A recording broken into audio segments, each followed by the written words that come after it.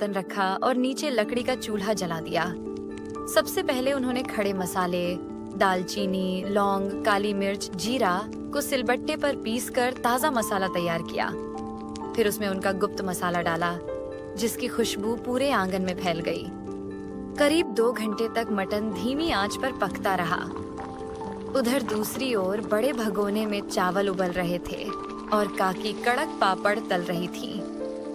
काकी ने हंसते हुए कहा, अरे ये खुशबू तो मोहल्ले के कोने कोने तक पहुंच गई है। देखना, 12 बजते ही लोग उमड़ पड़ेंगे। लोगों के चेहरे पर जो चमक होती है ना, वही मेरे लिए सबसे बड़ी कमाई है।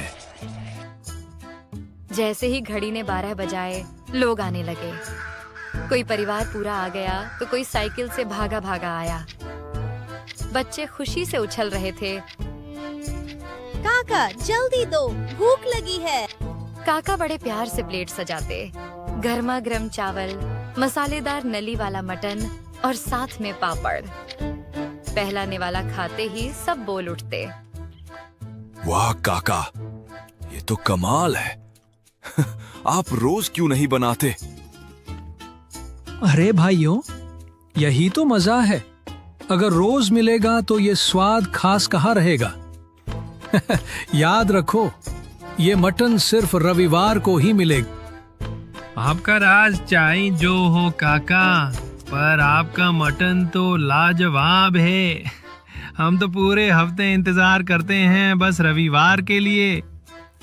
धीरे धीरे भीड़ इतनी बढ़ी कि दोपहर होते होते सारा मटन खत्म हो गया। कई लोग मायूस होकर बोले, काका जरा ग्रेवी ही दे दो, वही बहुत है। माफ करना भाइयों, अब तो ग्रेवी भी नहीं बची। अगला रविवार आने तक सब्र करो। लोग निराश होकर पर मुस्कुराते हुए लौट जाते और कहते, ठीक है काका, फिर मिलेंगे अगले रविवार। रात को जब सब सन्नाटा हो गया तो काका और काकी खाट पर बैठे बातें कर रहे थे। काकी बोली, तुम सच में बहुत अच्छा मटन बनाते हो। क्यों न हम सचमुच एक होटल खोल लें? लोग रोज आएंगे। भगवान अगर रोज बनाएंगे तो ये स्वाद अपना जादू खो देगा। स्वाद का असली मजा इंतजार में है। शायद तुम सही कहते हो, पर मुझे पूरा यकीन है कि तुम्हारे हाथ का स्वाद कभी भी लोगों के दिल से नहीं निकलेगा। इतना कहकर दोनों ने रात की शांति में मुस्कुराते हुए नींद की ओर कदम बढ़ाए।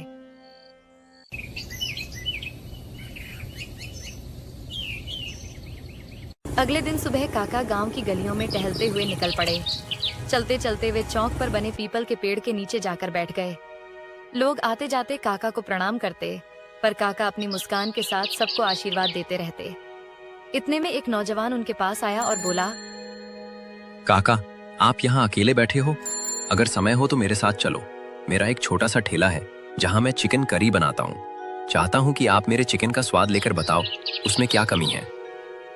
अरे भैया, ये तो और भी अच्छा है। यहाँ यूं ही बैठने से तो अच्छा है तुम्हारा चिकन चख लिया जाए। चलो दिखाओ अपना हुनर। दोनों उसके ठेले पर पहुंचे। लड़के ने जल्दी जल्दी गर्मा गर्म चिकन करी और चावल की प्लेट सजाई और काका के सामने रख दी। काका ने पहला निवाला लिया, कुछ देर चबाया और फिर बोले, देख बेटा, तुम्हारा चिकन ठीक है, पर इसमें जान नहीं है। लड़का हैरानी से बोला, जान नहीं है काका, मैं तो ताजा मसाले डालता हूँ। बात मसालों की नहीं है, तुम चिकन को मैरिनेट करते हो क्या? नहीं काका, मैं तो सीधे पका देता। यही तो कमी है।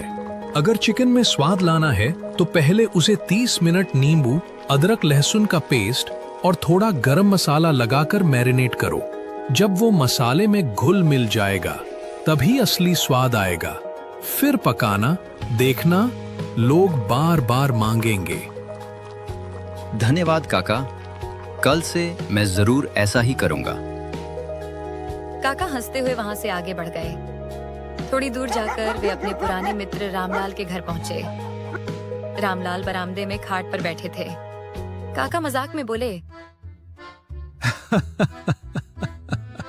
अरे भाई, तुम तो दिन ब दिन बूढ़े होते जा रहे हो। हाँ यार, बूढ़ा तो हो ही रहा हूँ। लेकिन तू बताओ, तू इतना जवान कैसे दिखता है? कहीं कोई राज तो नहीं छुपा रखा? काका ने ठाका लगाते हुए कहा। राज है तो सही, पर बता दूं तो तू भी जवान हो जाएगा। फिर गांव वाले हम दोनों को देख हैरान रह जाएंगे।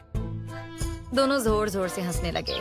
काका ने प्यार से कहा, देख भाई, कभी रविवार को घर आ जाया कर, तुझे अपना बेहतरीन मटन खिलाऊंगा। हाँ यार, मैंने भी बहुत तारीफ सुनी है तुम्हारे मटन की। एक दिन जरूर आऊंगा। थोड़ी देर बातें करके काका विदा लेकर अपने घर लौट गए।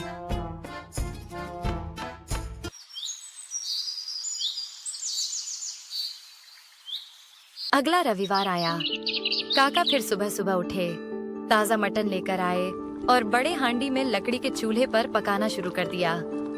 धीरे धीरे गरम मसालों और गुप्त मसाले की खुशबू पूरे गांव में फैल गई। दोपहर के 12 बजते ही गांव वाले जमा हो गए। जैसे ही पहली प्लेटें परोसी गईं, सबके चेहरे खिल उठे।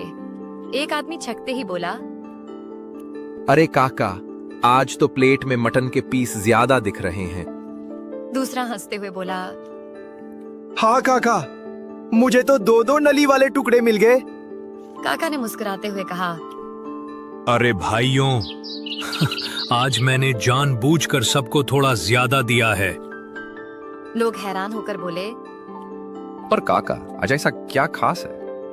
काका ने मुस्कुराते हुए कहा, आज की ही तारीख को मैंने पहली बार रविवार का मटन बनाना शुरू किया था, तो समझ लो ये हमारी सालगिरह है। उसी खुशी में आज सबको दुगना मटन मिलेगा। गांव वाले खुशी से झूम उठे और खाने में डूब गए। थोड़ी देर में वे लोग भी आ पहुंचे जो पिछले रविवार को रह गए थे। काका ने उन्हें भी प्लेटें सजाकर दी। वे चाव से खाने लगे और बोले, वाह काका, इंतजार तो बहुत लंबा था, पर आज तो 2 गुना स्वाद मिला। भीड़ में एक नया चेहरा भी था। साफ कपड़े पहने, थोड़ा शहरनुमा अंदाज वाला आदमी। उसने काका की थाली खाई और फिर धीरे से बोला, काका, अगर आप मुझे ये रेसिपी बता दो तो मैं आपको जितना कहो उतने पैसे देने को तैयार हूँ। काका ने भौहें चढ़ाते हुए पूछा, अरे भाई, तुम कौन हो? आज पहली बार देख रहा हूँ। मैं शहर में बड़ा होटल चलाता हूँ। तुम्हारे मटन की चर्चा सुनी थी, इसलिए यहाँ चला आया। अगर ये रेसिपी मिल जाए तो मेरे होटल का धंधा दुगना हो जाएगा। काका शांत होकर बोले, मान लो कि मैं तुम्हें ये बता भी दूं, तो भी तुम्हें वही स्वाद नहीं मिलेगा। वो हैरान होकर बोला, क्यों काका? स्वाद तो रेसिपी से आता है। नहीं भाई, स्वाद सिर्फ मसालों से नहीं आता। ये मटन धीमी आंच पर चूल्हे में पकता है घंटों तक। तुम्हारे होटल में तो गैस का चूल्हा होगा, वहीं से फर्क पड़ जाएगा। वो आदमी जिद पर अड़ गया। फिर भी बता दो काका, मैं तुम्हें खूब पैसे दूंगा। पैसों से स्वाद नहीं बिकता। अगर कभी मुझे अपना राज बताना होगा तो मैं अपने गांव वालों को बताऊंगा, तुम्हें नहीं। ये सुनते ही वो शहर वाला गुस्से में बड़बड़ाता हुआ वहां से चला गया। वाह काका, आप तो सच में गांव की शान हो। बस भाइयों, यही